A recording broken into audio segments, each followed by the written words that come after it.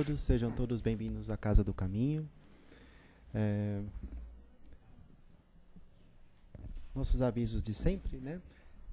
A gente fala das palestras que são praticamente todos os dias, sendo que domingo de manhã tem a evangelização infantil, então quem tiver criança e quiser participar também, enquanto vocês assistem a palestra, podem trazer as crianças para ficarem na evangelização. Às sextas-feiras, vocês sabem, às 20 horas tem o trabalho com os dependentes químicos. Então, quem tiver alguma questão ligada a isso, é só vir aqui, em aproximadamente umas 7h30, 8 horas, que nós vamos estar aqui, tá bom? No nosso mural lá, a gente tem os avisos sobre a casa, os trabalhos. A casa tem muitos trabalhos, então a gente tem um prazer de falar deles. Quem quiser passar no plantão, só vir meia hora antes de cada palestra. E sempre lembrando que a gente ajuda as famílias com os alimentos, com as cestas básicas, então quem puder trazer algum gênero não perecível, perguntar só para o Aquil se tem algum item especial que está faltando. Está faltando tudo esse mês? Então esse mês está faltando praticamente tudo, né? Sendo que principalmente leite em pó, óleo, arroz, macarrão, biscoitos, farinha de todos os tipos, feijão e sal. Então mesmo assim a gente agradece a ajuda de sempre. Todo mês a gente tem conseguido bater a nossa meta, né, gente? Então, vamos agora então fechando nossos olhos. Desculpe, gente. Tem mais um item também antes da gente começar a prece, né? Quem quiser pegar uma sacolinha para ajudar alguma família, uma criança carente, é só falar com a Sandra ou a Cida e pegar um nome de uma criança para fazer a sacolinha de Natal, tá bom? Todo ano também a gente faz esse trabalho. Tá bom? Então, vamos fechando um pouco os nossos olhos. Nos harmonizando com o ambiente aqui presente, com o plano espiritual, respirando, nos acalmando, tentando dentro do possível deixar as preocupações um pouco de lado, para que a gente possa nos harmonizar e agradecer. Obrigado, Pai, por essa oportunidade de estarmos aqui hoje, congregando, conhecendo um pouco mais dos Teus ensinamentos, nos melhorando um pouco mais a cada dia, tendo a grata satisfação de estar com outros companheiros de caminhada que também buscam de alguma forma a sua melhora pessoal. Agradecemos pelo dia de hoje, pelo nosso trabalho, pelo nosso dia a dia, pelos nossos familiares e até mesmo pelas nossas lutas, que muito nos ensinam. Em tudo temos um aprendizado. E assim, nesse mesmo espírito de paz e de harmonia, queremos agradecer então pelo encontro de hoje e dar início aos nossos trabalhos, abrindo os nossos olhos, entrando em contato novamente com o ambiente aqui presente. E hoje nós temos a satisfação de receber nosso amigo Amir, né, que vai nos falar sobre o tema conflito. Seja bem-vindo, viu, Amir?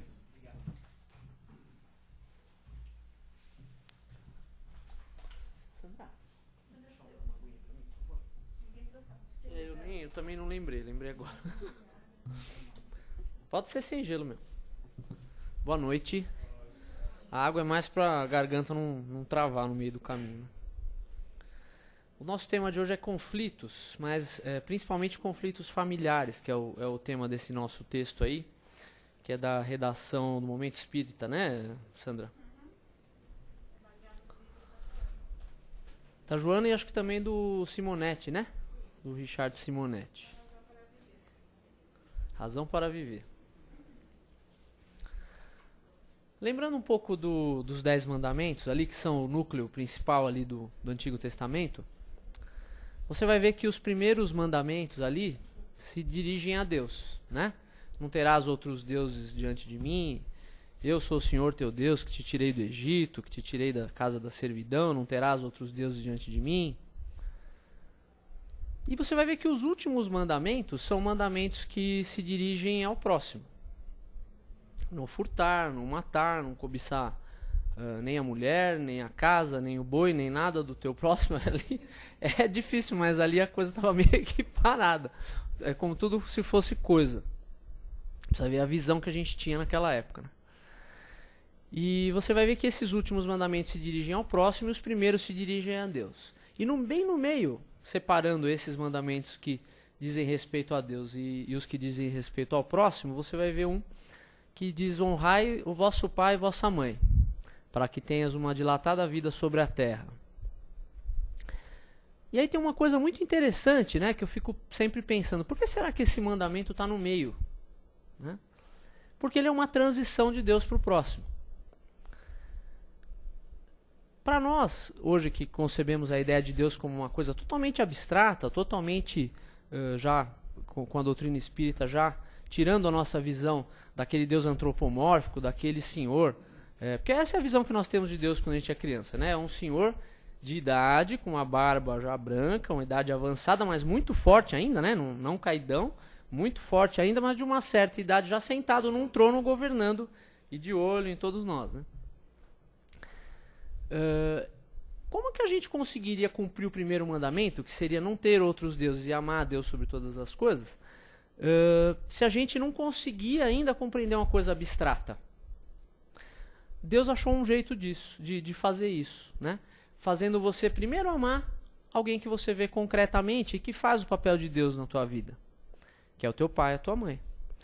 Através do nosso relacionamento com o pai e a mãe, ou quem faça às vezes do pai e da mãe quando nós somos bebês, é que nós começamos a ter as primeiras noções de superioridade de alguém sobre nós e da nossa dependência em relação a eles, né?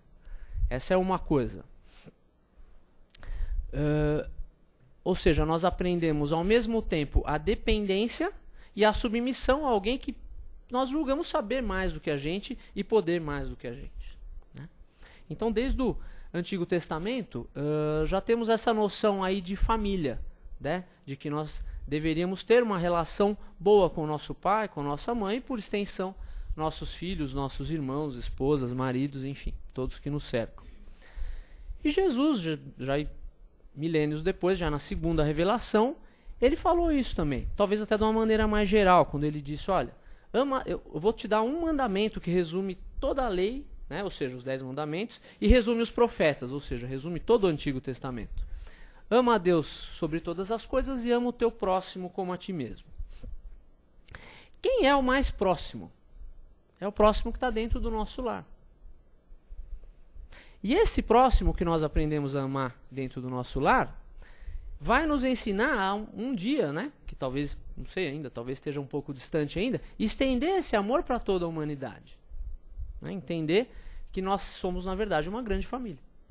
Então nós temos na primeira revelação, no Antigo Testamento, na segunda revelação, ordem sobre como nós devemos conviver dentro do lar, com os nossos parentes, né?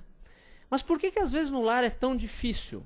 Por que às vezes é mais fácil conviver com as pessoas do centro, é mais fácil conviver muitas vezes com as pessoas até do trabalho, do futebol, da academia, de outros grupos aí que nós participamos? Por que é mais fácil? Eu tenho um amigo na federação, nosso irmão Humberto, que ele sempre diz: sabe o próximo lá, que é aquele que não está tão próximo, que você acha tão legal? Come 1 quilinho de sal com ele para você ver. E aí a gente acha que não, como comer 1 quilo de sal? Quanto tempo você leva para comer 1 quilo de sal? Não é em uma semana, né? Pelo menos você vai levar alguns meses aí para comer 1 quilinho de sal. Então, muitas vezes, esse óculos cor-de-rosa que nós vemos o outro que está fora do nosso lar, e vemos com aquele óculos marrom escuro, cinza escuro, aquele que está dentro do nosso lar, é porque com aquele que está dentro do nosso lar, a gente come quilos e quilos e toneladas de sal com ele. Ou seja, nós vemos os defeitos, nós vemos a qualidade, às vezes a gente tem um pouco uma dificuldade de ver, mas os defeitos nós vemos todo dia, e vemos a pessoa acordar descabelada, e vemos a pessoa com as suas manias, com as suas idiosincrasias, como todos nós temos, e vemos aquela pessoa errar, o erro dela, né? O nosso a gente não liga muito, mas nós vemos aquela pessoa errar conosco dia após dia nas mesmas coisas, e isso é uma coisa muito irritante, né? Porque aquele que erra conosco cada dia um erro diferente, pelo menos varia, né, o tipo de erro, mas os erros que são cometidos por anos a fio pelas mesmas pessoas acabam por nos irritar. E isso muitas vezes acaba fazendo com que nós tenhamos uma visão muito pessimista do que está dentro do nosso lar. Estou falando de filho, de marido, de esposa, de pai, de mãe, do que for. E vale para vizinho também, vale para todo mundo que convive próximo. E às vezes nós acabamos tendo uma visão distorcida. E tem uma outra coisa que talvez a gente precisa perceber, né? Por que que às vezes a convivência em casa acaba sendo difícil? Será que a gente fala para o outro na rua o que a gente tem coragem de falar para o nosso parente em casa? Muitas vezes não. Porque na casa a gente fala aquilo às vezes, meio que impunemente, às vezes, né? Ou faz, ou fala, ou, né, comete ali alguma coisa meio impunemente. Se você for fazer talvez a mesma coisa na rua, alguém já vai te dar um corte no primeiro dia. Seja no trabalho, seja no centro, na academia, onde for. Então muitas vezes nós acabamos interiorizando uma ideia falsa de que aquele que está no nosso lar está lá para nos aguentar. Está lá para aguentar os nossos abusos. E não é bem assim, né?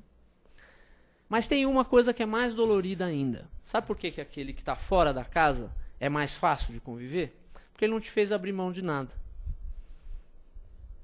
Ele não te fez abrir mão da sua solteirice, se nós estivermos falando de cônjuge, né, da sua liberdade. Se nós estivermos falando de filho, ele não te fez abrir mão das suas horas de lazer, né, como o seu filho te faz.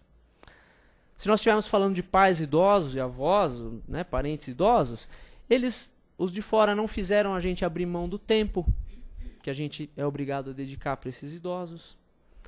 Então, muitas vezes por isso que, por todas essas razões, que o que está fora às vezes parece tão melhor do que o que está dentro, porque ele não nos fez abrir mão de nada, né? Tudo isso a gente precisa parar um pouco para refletir no nosso dia a dia, porque a gente vê sempre a grama de fora, a grama do vizinho, como mais verde do que a nossa.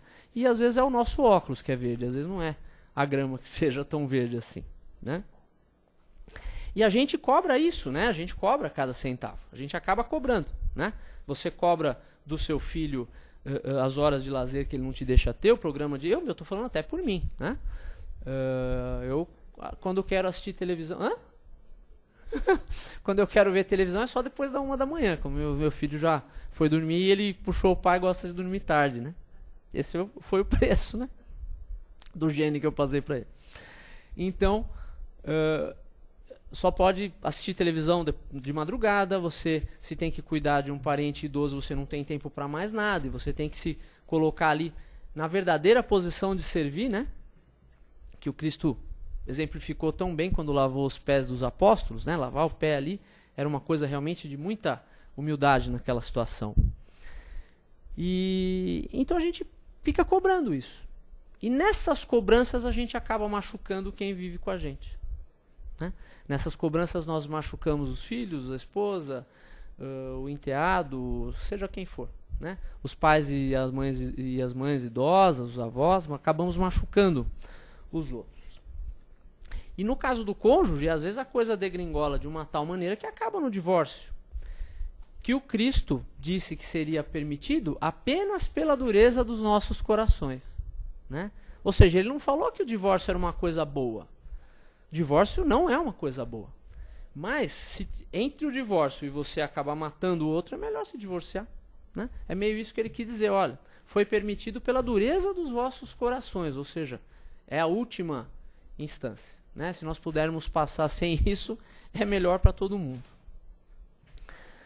Uma grande parte também dessa dificuldade de convivência é a projeção das nossas carências sobre o outro, né? Muitas vezes nós, quando queremos um relacionamento, quando nós nos colocamos em um relacionamento, nós queremos que o outro preencha um vazio que existe dentro de nós. Só que o outro não é uma tampa. Ele é um outro igual a nós. Ele não é uma tampa para preencher o nosso vazio. E enquanto nós procuramos alguém, procuramos uma pessoa para fazer de tampa, ou seja, para preencher um vazio que é responsabilidade nossa, nós estamos sendo injustos com ele, primeiramente, né? Nós estamos tendo uma postura de querer ser egoísta, de querer que o outro me dê o que eu preciso, de querer que o outro me supra o que me falta em mim. E se os dois tiverem isso, a coisa fica pior ainda, né? Porque aí os dois ficam procurando uma coisa um no outro para preencher o seu próprio vazio e não acham. E aí fica achando que o outro não vale nada e desvaloriza o outro. Mas na verdade é que nós estamos procurando uma coisa errada e não que ele não está dando, né? Nós estamos procurando uma coisa errada. E isso às vezes acaba, depois de algum tempo, degringolando numa situação em que a pessoa naquela primeira fase, naqueles primeiros momentos ali da paixão, né, da empolgação ali do início, da novidade, nós muitas vezes achamos que vai ser sempre assim, né, que vai ser sempre aquela paixão, aquela loucura, aquela coisa. Mas, na verdade, nós temos que entender que também a afetividade de um casal, ela tem momentos, ela tem fases, né? Essa fase da paixão, da novidade, da descoberta do início, ela é necessária. Ela é necessária para aproximar. Mas ela não pode durar o resto da vida. Porque o próprio organismo físico se desequilibraria. Porque quando nós estamos apaixonados, nós ficamos felizes, produzimos todas aquelas substâncias do cérebro de uma maneira que desgasta muito o corpo. E que ele não aguentaria isso por muito tempo. Pode ver, quando você está apaixonado, você não consegue comer direito, você não consegue trabalhar, você não consegue estudar, você não consegue fazer nada. E ninguém aceitaria viver, ninguém conseguiria viver num desequilíbrio tamanho por tanto tempo. E é por isso que a sabedoria divina faz os nossos corpos envelhecerem. Para que essa volúpia do começo, para que essa empolgação, que é muito mais física, né, no começo, é um pouco também psicológica e tudo, mas ela é muito física no começo. E é por isso que a sabedoria do Pai faz com que nossos corpos vão se acalmando, envelhecendo, para que nós tenhamos novas descobertas. Ou seja, para que algumas coisas que poderiam nos ser motivo de escândalo, que se ficassem o resto da vida conosco, possam ser retiradas para que possa aflorar um outro tipo de amor.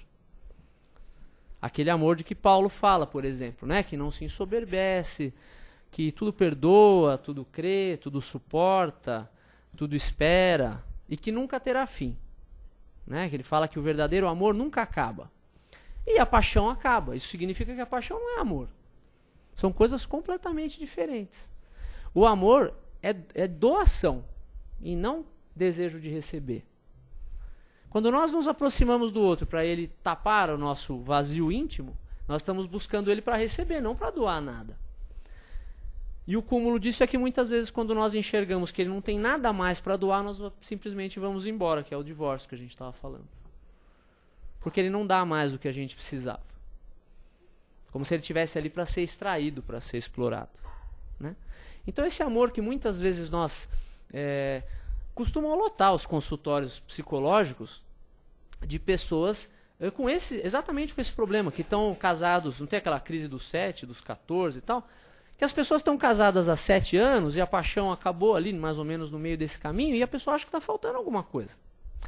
Quando falta alguma coisa, nós temos que colocar alguma coisa no lugar, que seria um outro tipo de amor. Só que a pessoa, em vez de colocar esse outro tipo de amor, coloca outra pessoa. Aí vai buscar, fala, nossa, aquele, né? A moça tá lá no trabalho, tal, meio, o marido falou 2 groselhas lá para ela de manhã no café, ela ficou meio assim. Aí ela vê aquele colega de trabalho. Fala, nossa, como ele se veste bem, né?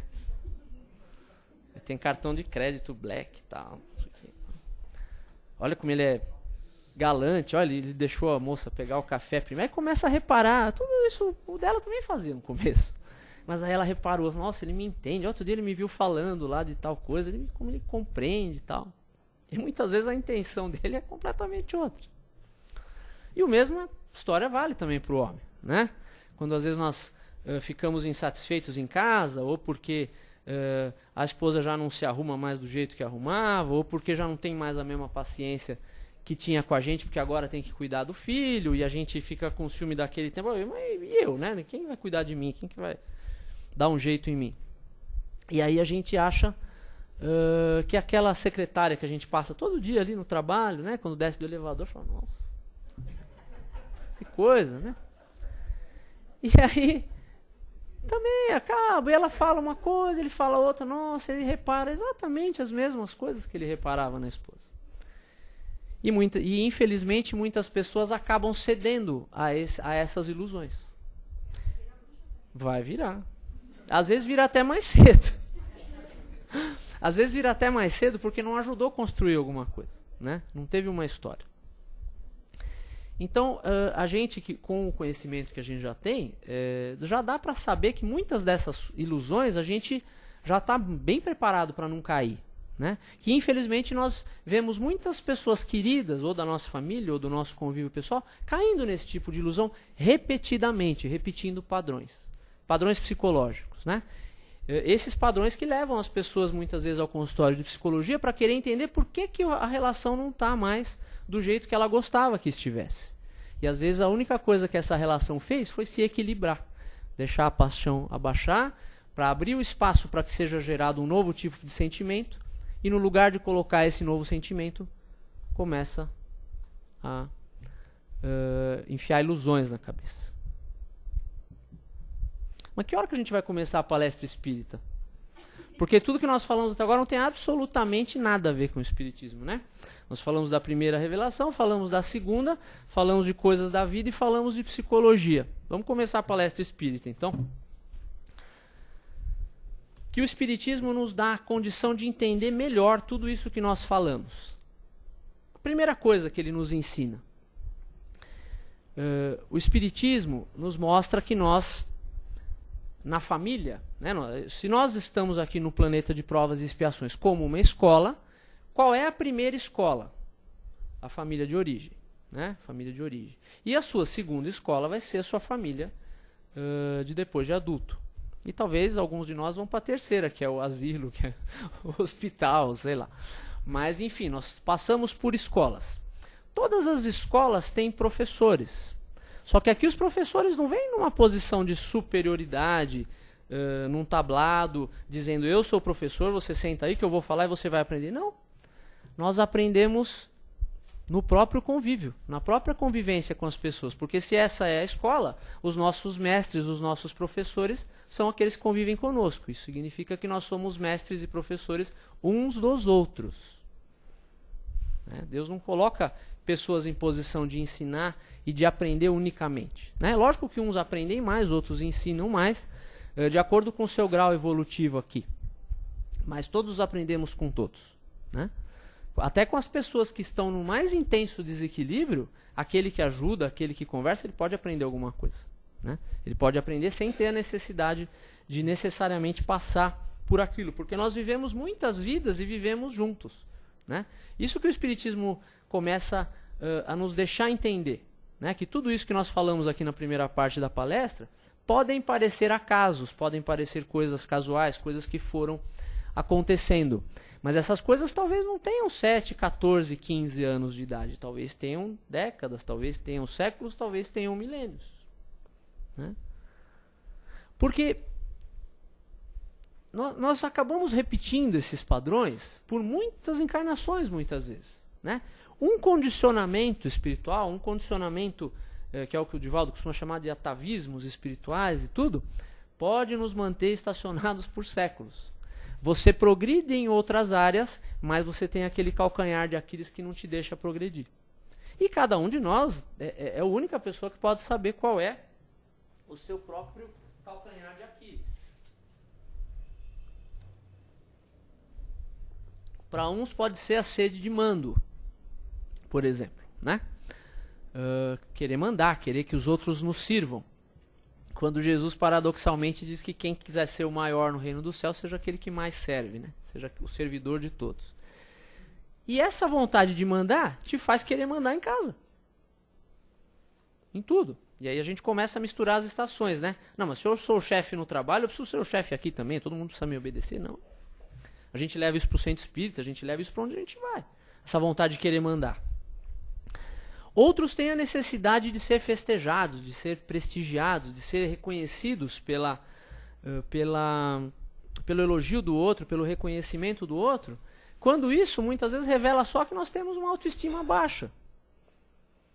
E a gente faz o que para corrigir a autoestima baixa? Um quer a mulher mais bonita, o outro quer comprar o carro novo, e a autoestima continua baixa. Por mais que a gente receba afagos de fora. Quando nós ficamos sozinhos conosco mesmo, nós sentimos que ela é baixa. E nós só estaremos prontos para um relacionamento quando nós estivermos bem conosco mesmos. Nós precisamos saber conviver bem conosco. O outro, a companhia do outro deve ser um prazer, mas não pode ser uma necessidade. nós temos que reduzir as nossas necessidades materiais. E essa é uma necessidade material. Né? Nós já falamos em outras palestras aqui de muitas necessidades que nós criamos. A necessidade de ter razão, por exemplo, que atrapalha tanto em casa. Não tem problema você ter razão, mas é um problema nós termos a necessidade de ter razão. Não tem problema você ser prestigiado, mas tem problema você sentir falta de ser prestigiado. Né? Não tem problema você gostar da dedicação do outro, mas tem um problema quando você depende da dedicação do outro para estar bem. Né? E nós muitas vezes ficamos pensando, nossa, agora que eu me casei, ou que eu estou namorando, ou que eu tive filho, eu tenho que viver para o outro. Meio conversa fiada, viu, gente? Nós temos que viver para o outro.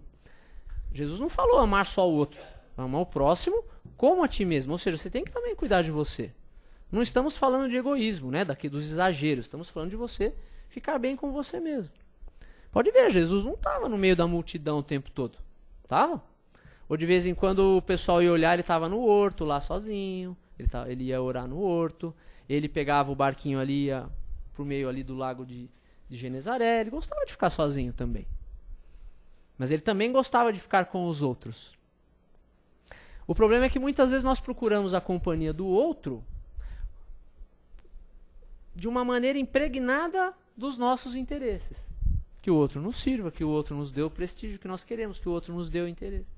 E isso se transporta para o lar. Seja com quem for que nós convivemos no lar. Isso acaba se transportando para o lar.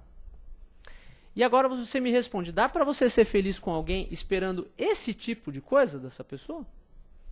Não dá. Porque enquanto você está esperando esse tipo de coisa, você não vai doar nada. E a pessoa, para se vingar, também não vai doar. E aí fica dois querendo receber e ninguém doando. E essa conta não fecha. Não é? Tem tem uma coisa interessante, né? Às vezes a gente fica reclamando, a gente vem no centro, até passar no atendimento fraterno, tal, para falar isso. Fala assim, nossa, todo mundo que eu convivo é um traste. Eu tenho traste em casa, eu tenho traste de vizinho, em cima, embaixo, dos lados. Eu tenho traste no trabalho, eu tenho traste em tudo que é lugar. Aí eu não sei o que a Sandra responde, que eu também trabalho no atendimento fraterno em outra casa. Eu falo assim, que bom. Isso é excelente. Sabe por quê? Porque a gente vem aqui para aprender. A convivência entre espíritos de graus de evolução diferentes serve para uns como prova e para outros como aprendizado, para outros como fonte de aprendizado. Se todos os espíritos que você convive fossem de primeira linha, o que isso significaria? Que você estaria aqui só para aprender com eles, ou seja, o inferior ali da turma é você mesmo. Agora, se você reclama que de todos esses trastes que te cercam, significa que talvez você esteja lá para aprender. E aí você passa a perder o direito de se perguntar por que Deus colocou tal e tal e tal sofrimento na vida dele, mas você passa a ter que se perguntar por que Deus te colocou perto dele, já que você é tão bom assim. Estou me incluindo, viu, gente? Aqui falo você, mas é nós, né? Então, já que nós somos tão bons assim, nós temos que se perguntar por que Deus nos colocou perto dele. Isso vale para todas essas convivências, cônjuge, filho, trabalho, o que for. Estou trazendo um pouco essa experiência do lar para o trabalho, porque muitas coisas são semelhantes. Afinal, a gente às vezes passa mais tempo no trabalho do que no lar, né? É o meu caso, por exemplo. E aí o que acontece? A gente já não falou muito de filho, né? A gente falou muito de cônjuge. E aí muitas vezes, ou para ajudar, ou para tornar ainda mais difícil essa relação, vêm os filhos. E eles vêm sem um manual de instrução. Né? Isso é uma dificuldade que nós passamos todo dia. Eles vêm sem um manual de instrução. E você pensa que vai agindo de uma determinada maneira, vai produzir um determinado efeito, e acontece exatamente o contrário. Quando você pensa que ele vai adorar o que você está falando, ele, né, não liga para você, ele prefere aquele parente da família que você acha mais chato de todos, é aquele que ele gosta. Aí você fala, não é possível. Ele prefere ficar com essa criatura do que comigo. Não, isso não é possível, eu vou tocar esse moleque de casa. E aí você fica pensando e tudo. E aí, trazendo esse conhecimento da reencarnação, a gente pensa o seguinte: será que essas crianças caíram no nosso lar por acaso? Como o cônjuge também, será que caiu com a gente por acaso? O Chico Xavier falava que na reencarnação ninguém erra de endereço. Você está exatamente com a família que você precisava, com as pessoas que você precisava para fazer a tua evolução da maneira que você planejou. Ou seja, outras que talvez você considerasse mais adequadas para você, não iam fazer você atingir os objetivos espirituais. Talvez seja isso que ele quer dizer quando ele fala que a pedra rejeitada será depois a pedra angular da construção, que é aquela pedra mais importante, né, que assume a posição de destaque. Aquele que você rejeitou num primeiro momento pode ser aquele que te vai possibilitar construções espirituais maiores. Aquelas pessoas com quem a convivência é muito fácil não nos fazem desenvolver as virtudes que nós precisamos. Aqueles com quem a convivência é mais difícil fazem com que nós encontremos forças em algum lugar dentro de nós para desenvolver essas virtudes e assim poder conviver. Né? E aí esse filho, quem ele pode ser? Ele pode ser um grande amigo de outras encarnações que só veio para ajudar. Né? Muitas vezes a gente fica... já vi palestras dizendo isso. Ah, não, filho é sempre expiação agindo. Isso é uma bobagem. O mais das vezes, esses problemas de convivência que nós temos não são frutos do passado, são frutos do nosso comportamento de agora. Disso que nós estamos falando desde o começo da palestra. Dos padrões que nós repetimos, da nossa ideia central que nós ficamos alimentando, muitas vezes errado. E eles podem ser velhos amigos, amigos de milênios atrás, né? Que estão evoluindo conosco ali juntos. Uma hora vai um, outra hora vai outro. Agora eu vou antes, agora vai você e nós vamos indo. Pode não ser sempre assim? Pode. Podem ser antigos comparsas, podem ser antigos inimigos que estão vindo, né? E ali eles vão ter essa missão e essa utilidade ao mesmo tempo de fazer ambos desenvolverem essa virtude, né? E muitas vezes na adolescência, se for o caso, né, de uma animosidade do passado, ela se manifesta com um pouco mais de força quando ele assume a verdadeira personalidade dele. Só que aí o amor já está instalado. Aí ela já está com todas aquelas instruções que durante o período em que ele estava mais suscetível às instruções, você deve ter dado. Ou seja, você plantou as sementes de que o Cristo fala. E quando a vida trouxer os furacões, o sol, a chuva, o vento, essas sementes têm que estar plantadas. Porque se elas não estiverem plantadas, a árvore até ali não criou as raízes que ela precisa ter para suportar essas intempéries. É bonito pensar assim, né?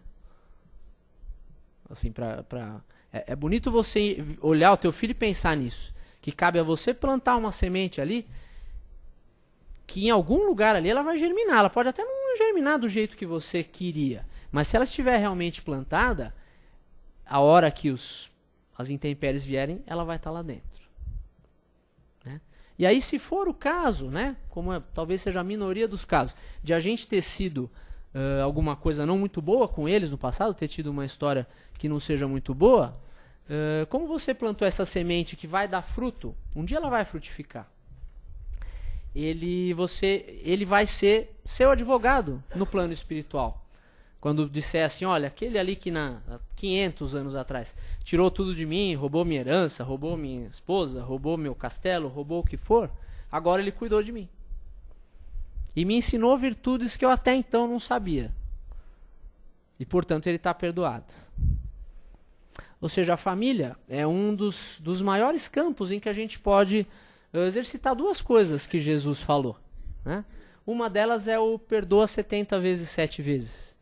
Né? São raros os círculos de convivência onde você tem tantas oportunidades para perdoar alguém.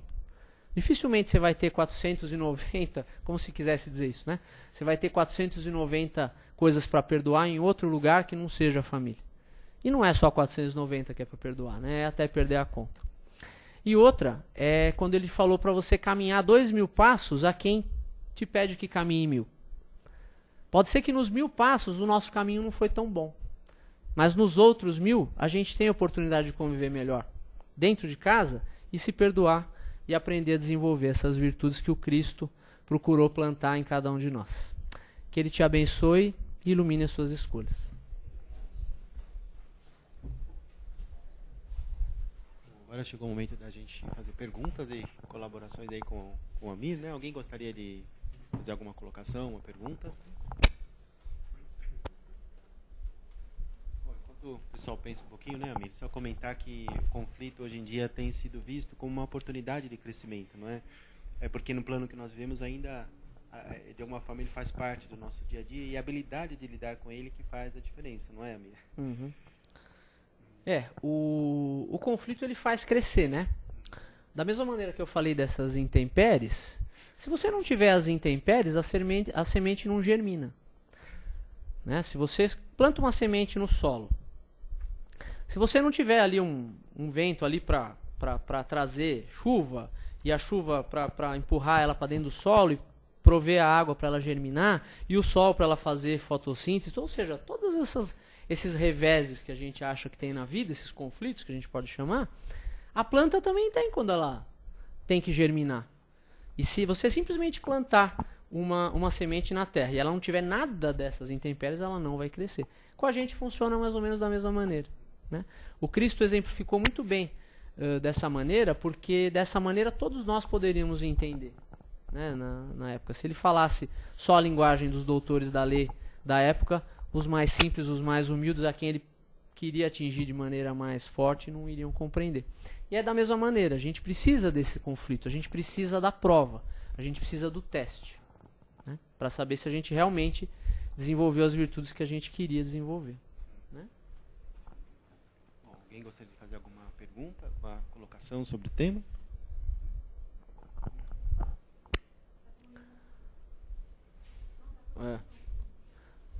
Amanhã nós vamos ver diferente a secretária do lado lá e o colega do lado. Você vai ver como ele vai estar diferente amanhã. Olha que você vai ver que ele vai estar diferente.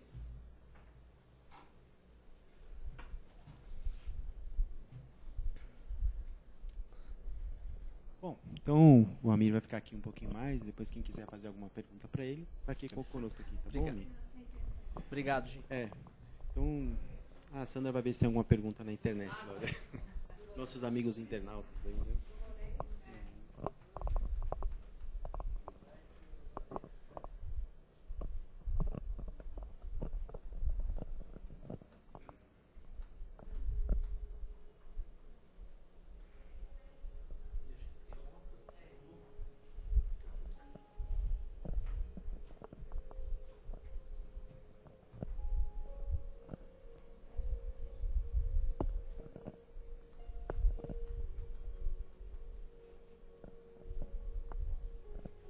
Então, vou fazer uma perguntinha aqui.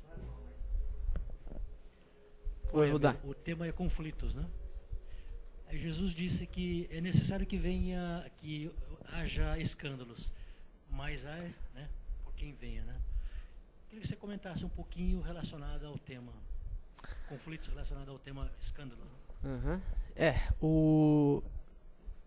Essa é uma metáfora que o Cristo provavelmente usou para falar um pouco da justiça divina, né? Porque a justiça divina funciona amando o culpado e não simplesmente punindo, né? Ela usa a nossa inferioridade, ou seja, a nossa disposição de produzir um conflito, para fazer com que a justiça chegue àquele que está à mercê da justiça, ou seja, aquele que de alguma maneira precisa passar por alguma coisa semelhante àquilo. Mas e isso faz com que muitas pessoas interpretem errado e dizem, não, se aquela pessoa merece isso aqui mesmo que nós estamos fazendo, e tudo a pessoa merece, então eu vou fazer ela passar por aquilo. Quando a pessoa cai nisso, ela caiu no que você está falando, ou seja, ela está sendo a pedra de escândalo do outro. E ela não tem esse direito, né? Porque se a pessoa tem uma dívida com a lei que a coloca à mercê daquilo pelo que ela está passando, isso é problema dela com a lei, dela com Deus, dela com o ajuste dela com a lei. Nós somos, vamos dizer, entre aspas, a bala perdida.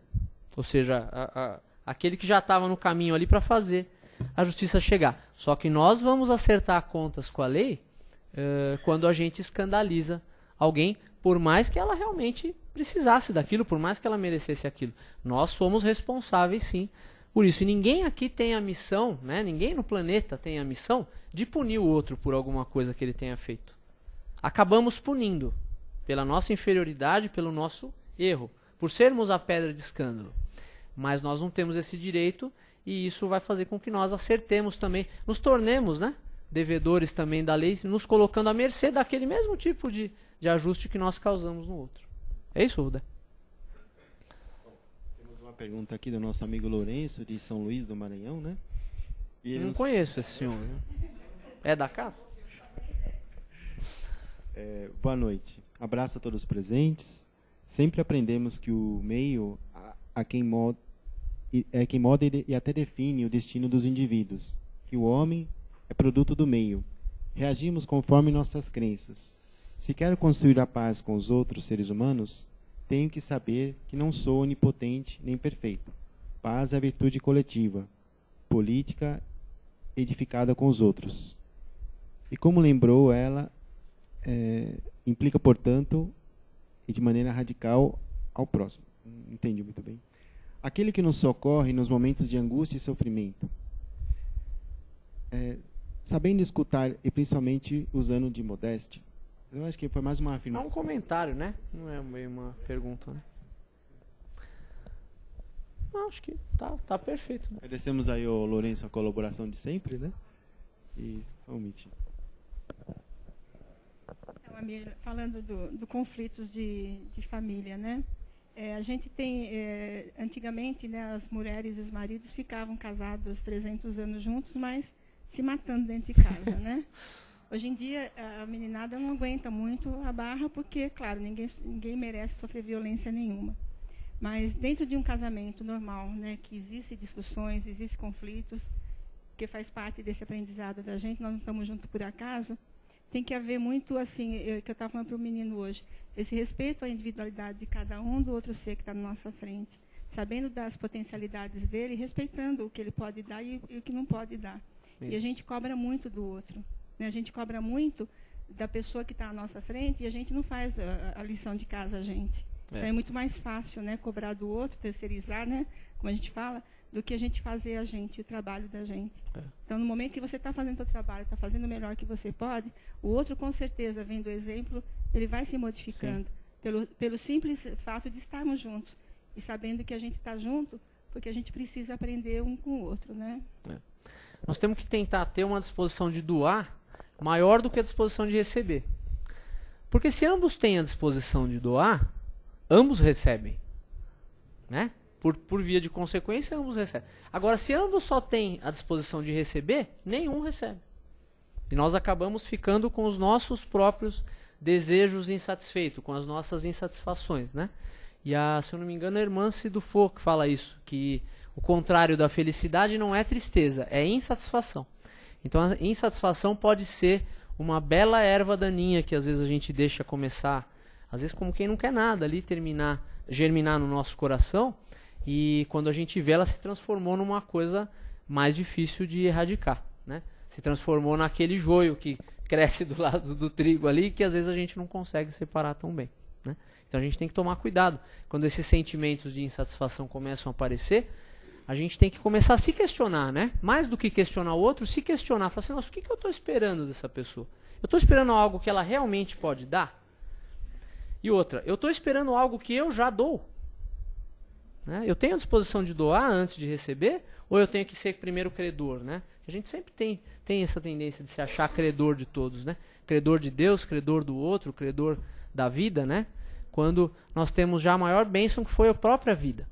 Né? A própria oportunidade de estar vivo. Né? Só por isso nós já temos só que agradecer e não de exigir. Os meios Deus coloca à nossa disposição. É isso. Obrigado. Muito obrigado. Viu?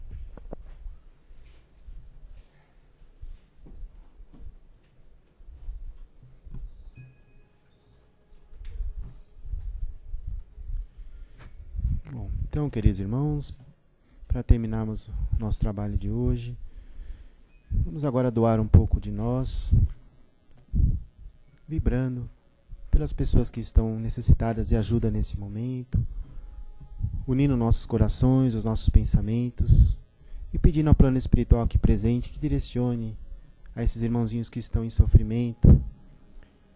Em especial nesse dia de hoje, queremos direcionar as pessoas que estão morando nas ruas das cidades, como de São Paulo e outras tantas, aquelas que estão sendo vítimas da dependência química. Vibramos com muito carinho que esse nosso amor e a nossa dedicação possa, de alguma forma, atingir eles, tanto fazendo alguns trabalhos que estejam ao nosso alcance, como também em vibrações de amor. Vibremos, queridos irmãos.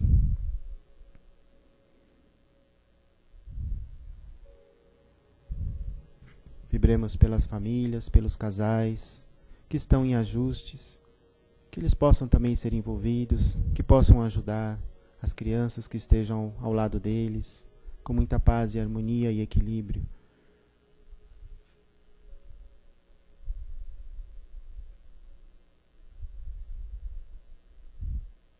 Vibremos, enfim, pelas pessoas que estão em sofrimento, nos hospitais, nos lares, em todos os lugares onde haja algum grau de sofrimento, que pouco a pouco o nosso planeta Terra possa ir se transformando e mudando a sua psicosfera, sendo envolvido por muito amor. E saibamos que em cada atitude que tivermos no nosso dia a dia, de caridade, de compreensão e de generosidade, estaremos vibrando também amor, e esse nosso amor poderá se juntar a outras pessoas também que de alguma forma querem o bem do planeta e do próximo. Essas vibrações podem se estender em todo o nosso dia, em toda a nossa vida. Agradecemos ao Pai pela noite de hoje, pela oportunidade de estarmos aqui, aprendendo um pouco mais. Agradecemos ao plano espiritual aqui presente, que tem nos ajudado tanto, que cada um de nós hoje assistiu, de alguma forma aliviou as nossas dores, nos consolou, nos deu intuitivamente algumas dicas de como resolvermos as nossas questões, como aliviarmos os nossos corações para enfrentarmos a nossa luta do dia a dia. Obrigado, Pai, por todo esse amor que temos recebido. Que assim seja. Então, nesse mesmo espírito de tranquilidade, vamos permanecer em nossos lugares, pois os trabalhos ainda continuam. E agora nós vamos para os pás. Uma boa noite a todos, né?